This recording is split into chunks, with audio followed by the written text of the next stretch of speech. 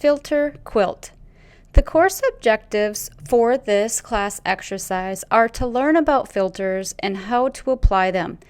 For this class exercise, you will start by opening the filterquilt.psd file. This file is located in D2L under your assignments for week 8. Download the filterquilt file.psd. Save this Photoshop file to a folder on your hard drive. Once you get into Photoshop, you will control-click on an individual layer's thumbnail to make the content of that layer an active selection. Each layer has a descriptive name that states a filter that is available in Photoshop. You're going to apply the filter given as that layer name. This might require that you do a bit of exploration in the filter menu. I want you to experiment with various options for each filter if applicable. Make sure to note the settings that you are selecting. I want you to note those filters without the ellipsis after the name, that's the ... those will not have a dialog box to enter settings. This is potentially what your final product will look like. Now note, everyone is going to apply different filter settings for those that have that as an option. So it will not look exactly like this, but it will look something similar to this.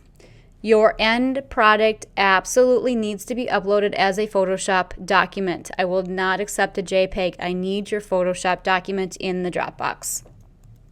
Let me walk you through the steps once again for this Filter Quilt class exercise. This is the Filter Quilt file.psd that you will open. This is located in D2L right here in the assignment section of week 8. When you open this file, you will see a layer that has a filter name listed, and there are quite a few layers.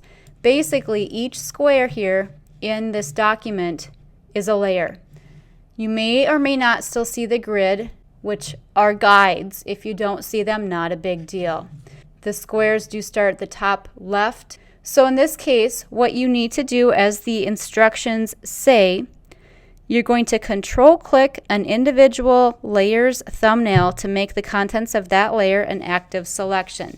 So if you command or control-click right here on the layer thumbnail, what will happen is an active selection will be applied for all of the content on that specific layer, which happens to be that top left square in the grid.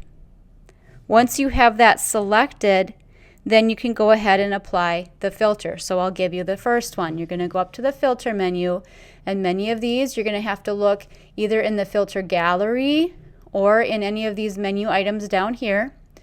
Well, this first one is clouds. So I know that clouds happens to be under render. You may want to use your class notes as reference, as many of these are listed there. So once I click clouds, notice there is no ellipsis. There is no ... after clouds. So that means it's going to be applied immediately upon clicking it. So as you continue on now, you're going to control click or command click on the next box, and then go ahead and find that filter and apply it. And you're going to do this for every single box, every single layer on down.